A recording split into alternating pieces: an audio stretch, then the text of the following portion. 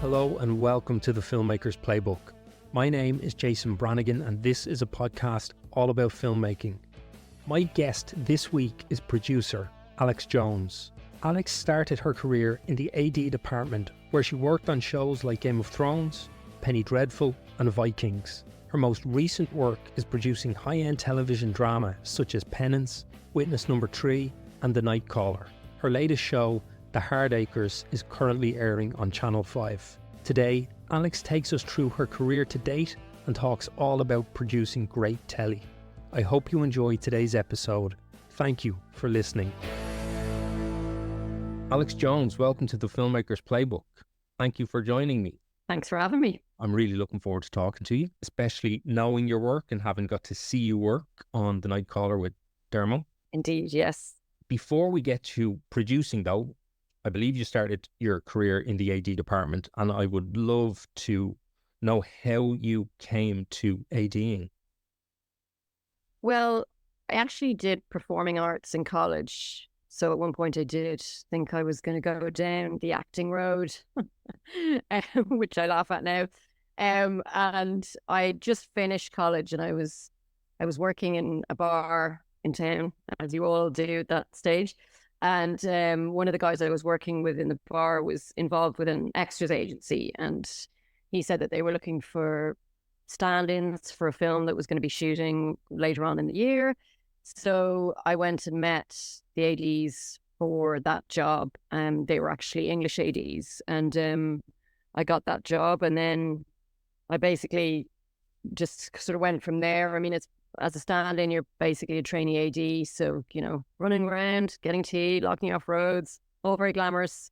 So I ended up just sticking with that, getting another job as a trainee AD, and then working with the same sort of Irish first for quite a long time, like you do in periods of, at stages. As a trainee, I worked with a first AD, and then when I upgraded, I worked with a different first for a very long time. And when I went to second, actually, I stayed with the first AD that I worked with when I did a lot of thirding with, which was great. So we knew how each other worked a lot. So yeah, that's how I got into ADing. I mean, I didn't really know it was a job that existed, really. When I was doing performing arts, it was just all about the sort of acting, So I was sort of unaware of all the different roles that existed in film and TV. What was it that brought you to performing arts then? Was it a love of the theatre, a love of film, or was it just something to do at that time? It was a love of film, I think. I think I was about 13 or 14. There was a drama group in a town where I lived, which started up, that a good handful of us went to. And I just loved that whole experience. So that was the main thing that got me into acting and then wanting to do acting in college. Yeah, it was definitely the drama group that I joined at that age, just opened up a whole new world. Off the back of ADing and working in the AD department, when was it that you decided that you wanted to produce, or kind of what prompted that move? I think it was quite early on. It was something that I was interested in. Like I knew that I didn't want to be an AD forever. I saw myself 50 and thought, what do I want to do when I'm in this industry when I'm 50? And producing was the most attractive role to me. I just really wanted to be involved in a show from the very beginning, to see the development of the script and go through that whole process and complete it to the end. As an AD, you're just pretty much there for the shoot, a little bit of prep, there for the shoot, and you're gone. So I just wanted also the creativity side of things. There isn't a whole lot of opportunity to be creative when you're ADing.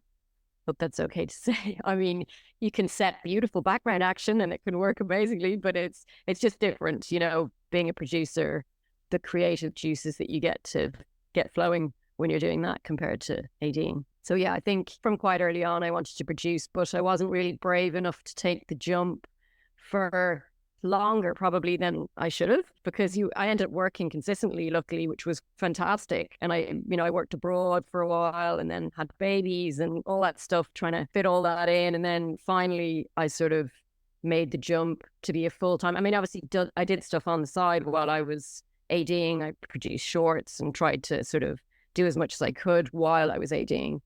But I didn't really take the jump to be a full-time producer till 2019.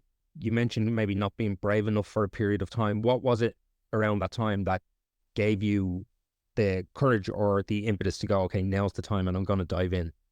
I think, like, joking aside, I think I was like, I'm not getting any younger. I'm like, I got to take this leap of faith now. Otherwise, I'm just going to get stuck in the rut of ADing. Not that, I mean, I loved it. I learned so much from it. It was great, but I knew that I didn't want to do it forever. And I think I felt a bit of time pressure, actually. I just thought, and I'd had a baby prior to that. And I just thought, this is the time now. I need to be brave. So yeah, it wasn't one specific thing bar feeling that it was the right time. Always scary when you're going from a place where you know you can keep working and keep being booked as an AD to then going. Yeah, totally. You're basically back at the bottom, which is a bit grim. And also feeling like you have a lot to learn. There's obviously a huge chunk of the production process that I'm all over and I know very well. And then there's other parts that I'm still learning and are very new to me, and I love them. But you don't have that confidence that you have in the job that you've been doing for 20 years, when you jump into this and you're also, like I said, back at the bottom, just kind of going, okay, is this going to work? I've got a job as a producer. Great. How do I get my next one? And, just sort of, I suppose, yeah, being a bit brave and hoping for the best. When you talk about the parts of the job that you know well, how then did ADing prepare you for producing? Because I think there's quite a few really good producers who have come from the world of ADing. So I'd love to know how that job prepared you for stepping into that role. One of the main things would be having set experience, knowing how a set runs, dealing with all the other departments, forging strong relationships with a lot of the departments and people in them, knowing how to break a script down and how to schedule is huge. And also being able to deal with cast, knowing how to talk to and deal with cast. Yeah, being on the floor and knowing how it runs is probably one of the best training for a producer, I think. I think everyone should do a stint. I mean, I'd love to have also, if you could do 3 things at once, I'd love to have come up through the script route as well, or the financial sort of side of things. But obviously the ADing was the path I picked, and I'm really happy I did, because I do think that it stands to me in a lot of areas. Like when I get the scripts, I can just schedule them straight away and I know exactly what I'm getting into with regards to booking cast, how many weeks I think I'll need them, all that kind of stuff. Although immediately, I don't need to wait until the first AD comes on in however many months from when you first get drafts. So I think that kind of stuff is really useful. So it sounds a little bit like that gives you, coming from that route, maybe a little bit more foresight than, let's say, had you come from script, in that you can begin to identify, well, this thing is going to be a challenge and we just don't have enough weeks. So what's that story beat or this moment if we only have a day, as opposed to the week it would take on paper or something? Yeah, and I suppose I look at a script in a different way as well. And now from a producing point of view, I need to actually take my AD hat off and look at it in a very different character, story arcs, very different way. And then I'll do a pass of it with my AD hat back on and sort of go, okay, well, there's a ball at night and we want to shoot in the summer. Let's not do that. You can see the problem straight away. And then it's early enough in the process that these things can be changed if the writers and the execs are open to that, obviously. So yeah, it's handy. Do you find that difficult then, removing the AD hat and just looking at scripts maybe early days from that creative producer perspective where, let's make the story as best as it possibly can, regardless of, let's deal with the AD problems after we get these the way we really want them to be? My first pass, I tried to do that. It's about like how the script can be at its best and how you might, I suppose, visualizing what I see for the show, what I want it to be. Like that is my first pass of it. And then my second pass of it is probably budget / scheduling stuff, yeah, I think I do it in that order. But yes, it's hard not to keep slipping into what you're trained to do for 20 years. It's like you just naturally go back to that place. But I mean, one of the main reasons I'm producing is I love the script side of things, and I love creating a world and seeing characters come to life. What then were the knowledge gaps, or what was the learning curve like then moving from ADing to producing? I mean, I was never part of casting before, obviously, when I was an AD, and I love casting. And I think I've got a good gut for casting. So that's a part I really enjoy. And I obviously you learn stuff, but it comes quite easy. I don't find it difficult. I find I have to really work hard at script notes because I'd love to know what I'm going to know in 10 years. I'd love to know now, if you know what I mean. So I still have to work kind of hard at the script stage. And then obviously the whole world of post there's so much to learn in post because it's just a whole other thing. But I absolutely love post. I love it when we move into post and you've got all the stuff to play with, and a lot of the hard work has been done, and you get to see it all come together, and the music, and it's a really nice process if you still have some money in the bank, obviously. It's one of my favorite parts now, actually. Amazing. Did you have any preconceptions about what a producer does or what producing would look like for you when you started and moved into that role? To be honest, I thought that it would be easier than it is. I thought that I suppose I've worked with a lot of producers over the years, and I have, there was a lot of good ones. There was a lot that weren't so good, and I thought there was a lot of stuff that they do that would cross over that I'd see that I thought, I think I can do this, and I think I can do it well. It is much harder than I thought it would be, because if you care about the project and you're all over it, I mean, it's a really busy, demanding, sometimes stressful job. So once I started full time, I suppose there were so many areas that I had to throw myself into with limited knowledge. Like I've been saying, the scripty stuff and areas of post. But I mean, I really enjoy the learning. That's one of the best parts about it is learning new things. And you even do that when you're ADing. You'll do a job with a script about an alien in a field, and you've never done that before. So what problems does that throw up, and what will you learn from that? I don't know if that really answers your question, but yep, it definitely does. You have been producing TV over the last number of years, but to begin, you produced a couple of shorts, and then you produced the feature film Rewind. Yes. So Rewind was part of the Catalyst project. So I didn't have to go out and raise money for that as such. It was almost like doing a short with a little bit more money. Was the Catalyst, when it existed, was that about 100,000, 150,000? It was a little bit more than that, actually. It was about 250 at the time. I have to go back and see exactly what it was, but yeah, it was about that much. So I mean, doing a feature film on that is obviously a challenge. But myself and John Wallace, who you know as well, produced it together, and we were friends anyway from our AD days. So he's a joy to work with, and we work very well together, I think. So that was half the battle, having each other. And then obviously having PJ, who's so like visually talented, such a strong man at the helm, was amazing. So we managed to pull it off. The budget was challenging, the weather, because we shot at a really, we were like, well, when will people say maybe yes, because they're not working? So it was like, let's shoot in around January. So, the weather was terrible. But I think ultimately that sort of sealed the deal for me, that experience that I did want to produce, and I was going on the right path, and I wanted to keep doing it.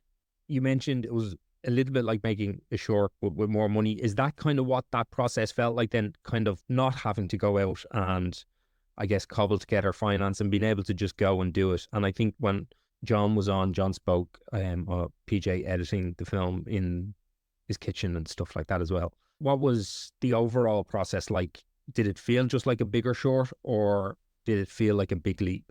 It's a bit of both, really, actually. Like it, in so many elements of it, it felt like a bigger short with a bit more money. And then at the same time, it did feel like a leap. So it's some kind of contradicting myself there. But I suppose because a short film is short as well, it's only however many minutes. And that's quite different to doing a feature, especially when you get into the editing process. And, we were obviously editing and shooting at the same time and try to keep on top of everything. Do we need pickups? It was, they were sort of challenges I hadn't come across before when I was doing the shorts. I think that's a really interesting part of the process, though, of making a film like that.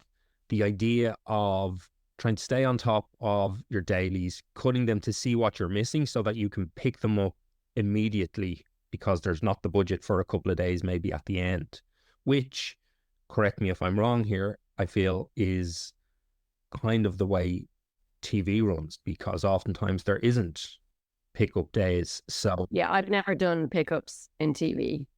I'd be very surprised if I ever do, because of the schedule that you're on, not only your shooting schedule, but your post schedule.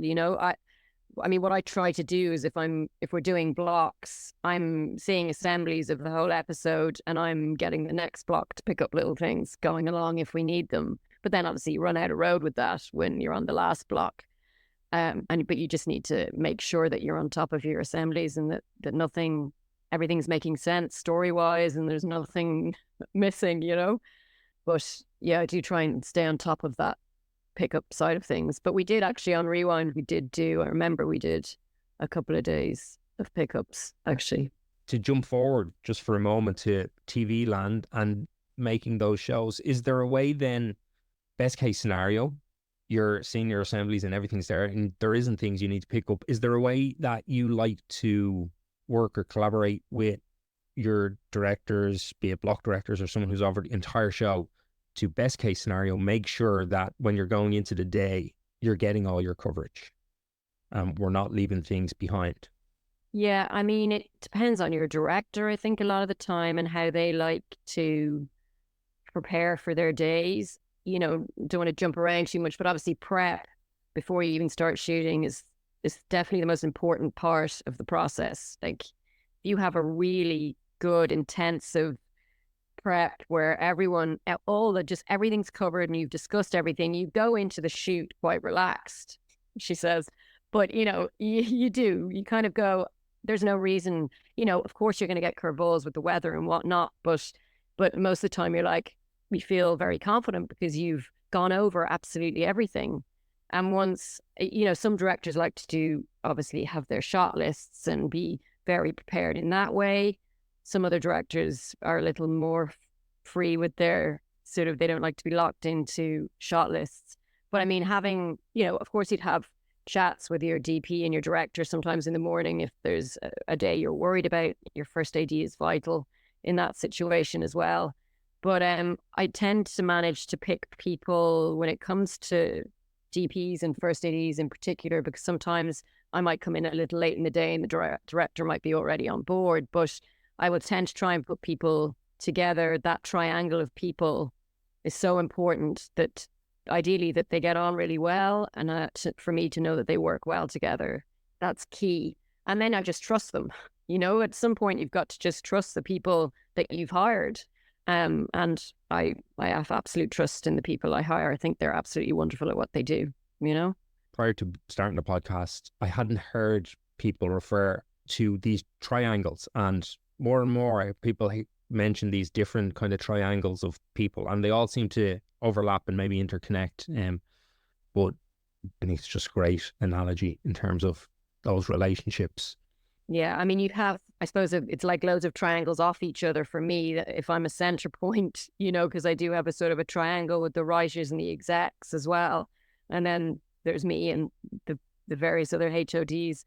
So yeah, you're kind of navigating those relationships and being the communicator between those relationships all the time and making sure everyone's on the same page, which, doesn't always happen. So it's always challenging, but vitally important for just people to like each other, bottom line, like people have to like each other and respect each other. And then it's it goes well in general. Definitely.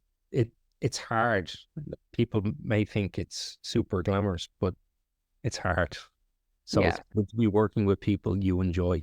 Yeah. I mean, I do try and hire people that I've worked with before, because I know their capabilities, I know what their strong points are, and I end up working with the same people quite a lot if they're available and happy to do the job. So yeah, I do try and quite loyal, I suppose. I'd like to think I am anyway. Yeah, and you mentioned even when you were talking about beginning to work as an AD and coming up and then working with kind of the same first for a while and then how you move up. And I think those relationships and the long-term relationships that we need to foster are super important. And it's a really important point because it's loyalty, but it's, and again, correct me if I'm misinterpreting here, but it's also, those people can do the job and deliver in the time that they have, which seems to continually get smaller. Yeah, I know. I know. Isn't it terrible? Yeah, like obviously because people, when I was a trainee, people that were trainees at the same time in different departments are now, art directors or designing or, so you're all kind of moving up together in a way. So you know who you're going to get on with. Sometimes you don't necessarily know how they handle budgets and stuff like that. So, I do look at a gig and go, right, who's actually suited to this gig? Because some people might be very strong with budgets. It's tricky sometimes to find the right person for the specific gig, if that makes sense. Yeah, definitely. And interesting point you made there just about trainees at the time when you were a trainee and how everyone ultimately comes up together. So also the important thing of like finding your tribe at whatever stage in your career you are and where you are. Yeah. Yeah. And also just as you've worked on things over the years, like when I see the show, then what do I like about it? Do I like how the production design ended up? All that kind of stuff that you're kind of looking at all the time to go, I think he did an amazing job there, or what she managed to pull off there was incredible. So yeah, it's nice being able to hire people that you admire and have worked with for years and have a good relationship with. Yeah. Yeah. I mean, obviously there's the new people too coming in all the time that our paths haven't crossed. Like I hadn't met JJ when I hired him or put him forward, but luckily myself, and it was the first time I'd worked with Dermot as well. And when myself and Dermot had one of our first meetings, we were talking about the HODs we had in mind, and it was bizarre. We nearly had the same people for like nearly all of the posts. It was mad. So I thought that was a very good sign. We were on the same page from a very early stage, And JJ's brilliant. He is. He is. I've been roping him into jobs ever since. Love it. If I was to jump backwards a little bit to rewind again, I personally am always interested in mistakes we make or lessons we learned the hard way. And I was wondering, was there anything you learned from that film that you were like, well, I'm never going to do it that way again? I don't think there was like one specific thing. There was lots of little things to learn and lots of little mistakes. No big clangers where you're like, geez, I'll get my coat. One of the main ones was the budget, I think, because I was still, very early producing days doing that. I was still getting a handle on the budget and where to pad and where not to, and where to, just move things around within the budget. And I think doing Rewind and doing a feature instead of a short, there was a little more movement within where you could move things about. So that was definitely a learning experience for me on that show. I think just being braver with where you can pull some money from and not being like, no shit, we'll need that later. Don't touch that. Just making sure you're putting the money on screen and you don't have too much fear. Don't have the fear too much. Brilliant. I think we've probably covered this in a sense as we've been talking, but I would love to hear if you had to walk into a classroom of first year film students and the question is, what's a producer? What does a producer do? What would be your definition of a producer? and what your role is? I mean, I suppose you're overseeing and managing all aspects of a production.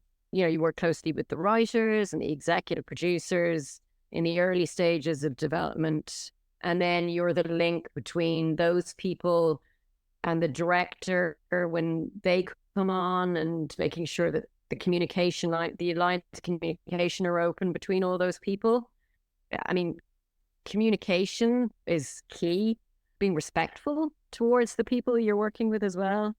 And obviously, you know, sometimes you're stuck in a bit of a hard place between wanting to be creative and just go, yeah, we can have that spaceship. And then, you know, have your budget hat on as well. Because sometimes it's, you know, it's a hard line to walk. That's a challenge. But yeah, I think the responsibility or the role of a producer, the main thing is being a communicator and a leader, I suppose, in some ways. And I totally think a producer is a leader. You're captain of the ship in very many senses. Yeah, I mean, you are, I suppose, in that you hire, like there are people above you that have hired you, a small, but not that many, depending on the show. So it's really about the people that you hire to be the crew with you on the ship, if you like, if we're staying nautical. So yeah, it's putting the right HODs in place, and you know, where you can, it's putting the right cast in place too, because that's such a huge part of the whole vibe of the show and what you're trying to do. And sometimes it's unless you've worked with cast before, you take a bit of a leap of faith with them and hope that they're cool. I think it is possible to work with talented people that are also sound, you know? So I try to do that as much as I can. So when we talk about that triangle and your collaborators in terms of like HODs, I would love to go back to, maybe without cutting anyone out of every single person is important, but I'm curious about what the most vital triangle to get right for you is, at least at the beginning of a production. Like, who are your closest collaborators over the course of a project? Well, I don't almost have to just break that down into stages though, because obviously in pre-production, my triangle is different to what it is when we're in prep. I mean, I think my triangle's becoming a square here, because I think that in pre-production, the execs, the writers, and when the director comes on board, the director and your casting agent, you know, that those relationships are really important to get right, and just keeping the communication open, especially on, I think, TV shows as well, where everybody wants to say, and it's trying to hear everyone and make sure everyone gets their time and their opinion considered and thought about. But I think those sort of four people, like those four groups of people, are really important in pre-production. And then when you move into your main prep, I think that the DP and the director and the first, as a triangle amongst themselves, I'll be on the borders, but I think that you've just got to literally hand a huge amount of trust over to them and know that they're going to deliver. But of course, I can't keep my nose out of schedules and various other things, you know, like when I say hand it over, I'm always there on their shoulders. So, but then of course, the designer is hugely involved in that, you know, so the triangle grows. Your location manager, and then of course hair, makeup, and costume. Sure, we'd be nothing without them. Sorry, I keep repeating myself, but everyone is so vitally important. And I suppose your first and your director and your DP ultimately run the set, so that is hugely important to get that right and make sure that that relationship is a good one, and that they're good communicators themselves and calm people in an ideal world. I like it though. It's kind of like branching triangles that just go on and incorporate everyone eventually. Yeah, exactly. Because then as you move in, obviously, into post, you're into sort of a different world. You're not dealing with your casting director anymore. You know, there's people that drop off a little bit. Constantly, the triangle is evolving, if you like. You mentioned casting a couple of times, so I'm going to ask you, when it comes to casting and working with your casting director, what would be your top tips for casting, or what are you looking for in that process? Got a few things really. I suppose I have to have the budget hat on when it comes to casting as well, because obviously you would like certain people that would cost you an arm and a leg potentially. So you have to be sensible with the people you're approaching, and the casting director will be great at sort of having the knowledge of, you don't have a hope with that person. You could try that person, you'd probably get that person. So it's there just a fountain of knowledge when it comes to people that are within reach.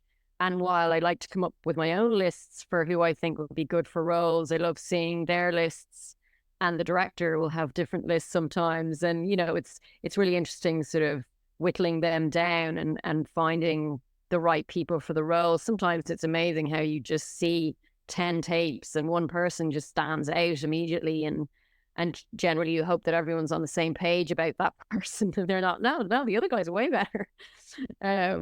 So yeah, I love, just it's such an interesting process, just going from the early stages through to having all the roles casted. And my most recent show was quite a challenge because there was like 50 cast on it. And, when you have a whiteboard in your office with all the cast names and you're eagerly standing by with a black pen to fill in the person you've cast. And for a long time, it was blank. And we were like, oh, Jesus. But it's really satisfying when you have a group of people together then that you're like, can't wait to see those characters on screen being brought to life. It's very exciting. And I guess then you're also trying to find the right people for roles who a broadcaster will also approve, I guess, in terms of Yeah. pulling And it. yeah, unfortunately, that can be tricky because sometimes the actors that the broadcaster would consider famous and good for their audiences, on the exec director producer side, we would sometimes not feel the same. And there's only a small group of people that fit somewhere in the middle that you can fight for and that they're happy to go with as well. So I've had that's something that comes up quite a lot. So that can be challenging a bit when you're like, you don't know this guy? Really? He was in this, and this. And they're like, yeah, but our audience won't know him. And you're like, oh, God damn it. So that can be a little bit frustrating, probably even more so for the director, I think. You get there in the end and you ultimately find the right person for the show, and you can't see anyone else playing that role after it. You go, God, imagine if we cast that guy we wanted at the beginning. He wouldn't have been half as good as that fella, So it's all works out in the end, Yeah. Do you have a process for ensuring that you are picking the right collaborators, those the right HODs? When it is, you mentioned obviously you will frequently work with same people, but there is always new people then coming in, be it directors, DOPs. Yeah. We all call them meetings, but really they're interviews. But I was just, how do you kind of make sure that you're aligned, and that you both are making the same show?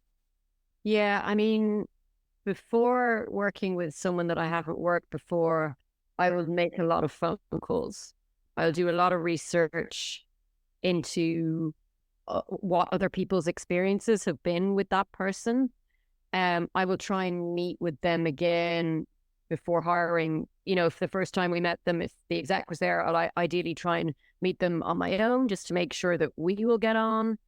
I mean, it kind of depends on the role, but I research a lot. I do it for cast as well. If I can, I'll ring people that I know have worked on shows with these people to say, how were they? Any problems? Anything I should be aware of? Just to kind of go in, just to make the right decision, I suppose, about whether they're the right fit for the job. Having made shorts and then a feature before making television, how does producing TV differ from film? My experience is mainly TV now. And when I'm brought in, at the stage I'm brought in, the money's pretty much in place, you know. The show's usually greenlit, so you're pretty much ready to go. But I suppose in film, a lot of the time the finance has been pulled together throughout the whole process. So there are disadvantages from that side. But then at the same time, the advantages of film is you've only got one script and you only have one director, and you don't have multiple scripts to continually break down blocks that are shooting while you're prepping for another one. You're still posting while you started posting while you're still shooting. And, you know, the kind of the madness of that makes me want to do a film when I'm saying it. But at the same time, it's pretty much all I'm used to. And even in my last few years, because TV, when I was ADing, you know, because TV was all that was being made, for what it felt like, that felt like films are really rare, and you didn't really hear of films happening that often. Well, not in my world anyway. When I was ADing for those last few years before I jumped into producing, it was just all TV. So I was very used to the manicness and the busyness of TV, and having numerous scripts, you know. So I suppose that didn't really, I'm just sort of used to it at this stage now, having done TV for the last 5 years. From a producing point of view, I'd like to dabble in a bit of film and see how the creative process is different. You know, obviously shorts and rewind were one thing, but to do it now at this time in my life, I'd like to give it a go.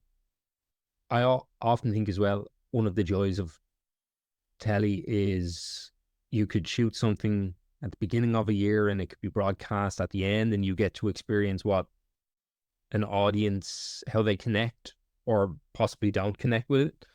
Whereas I think film can just take so freaking long. Yeah, it does. And, you know, I suppose trying to get into festivals and all that side of things is hard going. You know, it's lovely and satisfying when they do get into stuff and festivals and all that, but that process can be quite challenging. Yeah, there is something nice about being able to, I mean, most of my jobs, yes, they take like a year from when I'm hired, very sort of early development stage, to the end of post. It's usually about a year. And then obviously, you know, sometimes you end up working away a little bit on the publicity and marketing side of things as well, just because you get kind of roped into it a bit. But yeah, generally it's a year, and then it's on your screens, you know, pretty soon after that. So yeah, film, you do have to wait a little bit longer a lot of the time. So that's kind of painful, I suppose. Yes, very much so. What are the core qualities or characteristics you think that someone needs if they want to be a producer? It's probably something I've said a few times now, just the being a good communicator, first and foremost, leadership, creativity, like I suppose understanding the script, you know, the tone, the vision of what the writers and director and the execs, what they all want. Be good at problem solving, try and be calm, have a good understanding of the schedule, the budget. And that's obviously super important. And also to care about the show and the people in it. I think they're the kind of qualities that I'd say are most important. Amazing. What has been your biggest production challenge to date, and how did you go about solving it? There's so many problems all the time. Like, you do feel like you're constantly putting out little fires, you know? So a lot of the time there isn't one big thing, unless you're dealing with, I mean, COVID obviously was a whole, you know, made it a very stressful way to make a show, with that sitting on your shoulder, constantly thinking someone's going to go down, you know, and which person will that be? Are they replaceable? Or what are we going to do? What's going to happen? You know, that was not a fun time. Let's not do that again. I didn't enjoy that at all. But I think it doesn't matter what size show you work on. It's like, you can never have enough money. You know, that's always the budget's always going to be a challenge. So I suppose that's a constant big one. And also, things like the weather, obviously, things that are thrown at you that you can't control. Not that I like to control things, but you know what I mean? I like a plan, like to stick to the plan. And this business isn't great for that a lot of the time when you lose a location and whatever. But I do love to problem solve. I love to kind of go, okay, well, we lost that location, but look at this other place down the road. If we tweak the script, we can make that work.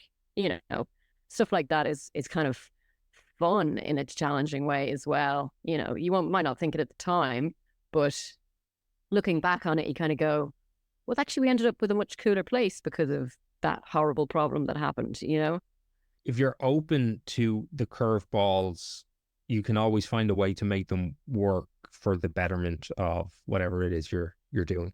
Yeah, definitely. Definitely. It's an extension of the money thing as well as time. I think there's never enough. You could always do with more. And even if you had more, there probably still wouldn't be enough. You wouldn't. Okay, same money. It's like, money and time are things you'd always love to have more of. There can never be enough of both those things. But we'll still manage to make shows on ridiculously small amount of time and a crazy small amount of money and, do a good job of it. What are you looking for then when projects come your way? And I guess it depends because sometimes it could be very early development. Maybe there's only one script. Are you hoping that script grabs you before you commit, or what is it you look for? How do you select projects that you want to work on and spend all this time with? Yeah, well, that's the thing, isn't it? you're signing up for approximately a year on something that you really need to give a shit about. So the first stop is the script, the characters.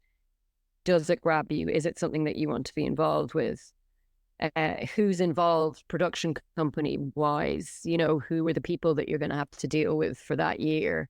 And will you get on with them, I suppose? And also the budget, like what has been proposed to you budget wise? Like, can I do the script justice for the money that's on the table? Making sure that I'm happy to, like, a lot of the time a budget would have been done already by the time I come on. And before I say yes, I like to look at that budget to make sure that it's not ludicrous and that they're going to try and do something that's not achievable on that money. So yeah, I think script and knowing what the budget is, and who you're going to be working with, they're the main things that I have to think about when selecting a project. And sometimes, I have young kids, so I have to be in Ireland a lot at the moment. That won't last forever. But if it's shooting in Australia, it's going to be obviously tough for me to make that work. So I suppose you got to think about where it's shooting as well, and how that's viable, so that you can keep the life work balance healthy, which is one of the things I find the hardest to do in this business, in the role of a producer, because I find it very hard to just drop all the producery stuff at 6 o'clock, and I'm not very good at that. I think the industry isn't very good at it, though, at the moment anyway. I think there's very little boundary when it comes to, even if you did clock off at a certain hour and say work phone goes away, the industry in its current format isn't great at that. No, I'm definitely not alone in that. Like, it's, if I'm working after I put the kids to bed or whatever, you can be pretty sure there's a huge handful of other people on the show or whatever that are answering your midnight emails. It's not healthy really, though. You can be dedicated, but it's a hard thing to try and get out of doing, when you just tune that way. So yeah. And especially because the other thing being, sometimes the hour you need to do those things comes late in the evening or on a weekend day or whatever the case may be. Yeah. Some things are thrown at you and you have to deal with them. It doesn't matter what time of day it is or if it's a Sunday, like it doesn't matter, But I'm used to that because that was, especially when I was seconding, if something changed, it didn't matter. They needed a new call sheet or whatever. It didn't matter what time of night it was, what day it was, whatever, you were ringing cast, and so I'm kind of used to all that. I think someone who hadn't had that experience would be like, what? You people are mental. What would be your top tips for aspiring producers? If someone's thinking, you know what, I think I want to become a producer, what would you recommend they do? As we know, there's not like one route into producing. You can come up through, as I said, the writing way, or through ADing, or being on the floor, or have a financier kind of background, go the financial route.